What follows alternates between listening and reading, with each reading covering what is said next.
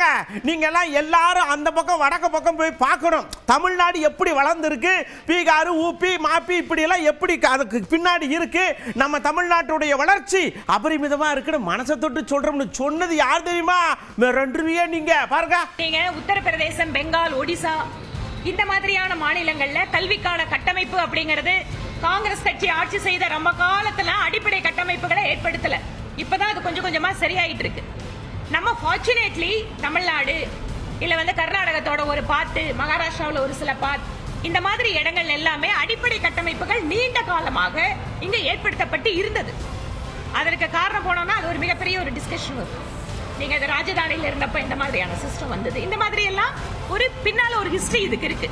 ஆனா இன்னைக்கு தமிழகத்தினுடைய இல்லைங்க, திருப்பியும் சொல்ல வரேன், நீங்க என்னோட வாயிலிருந்து திராவிட கட்சிகளுக்கு சர்டிபிகேட்னு பார்க்க வேண்டாம். நான் பொதுவாகவே நான் பார்க்கறதால நான் சொல்றேன், நம்மளுக்கு ஃபார் அ லாங் டைம். அதனாலதான் நான் அசம்பிளியில பேசும்போது கூட சொன்னேன், தமிழ்நாட்டை கொண்டு போய் நீங்க பீகாரோட ஒப்பிடாதீங்க, தமிழ்நாட்டை கொண்டு போய் நீங்க ஒடிசாவோட ஒப்பிடாதீங்க. அவங்க எல்லாம் ரொம்ப காலமாவே பின்தங்கி இருக்கின்ற மாநிலம்.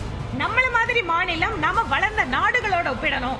தமிழ்நாட்டை கொண்டு போய் நீங்க பீகாரோட ஒப்பிடாதீங்க, தமிழ்நாட்டை கொண்டு போய் நீங்க ஒடிசாவோட ஒப்பிடாதீங்க. அவங்க எல்லாம் ரொம்ப காலமாவே பின்தங்கி இருக்கின்ற மாநிலம். நம்மள மாதிரி மாநிலம் நாம வளர்ந்த நாடுகளோட ஒப்பிடணும்.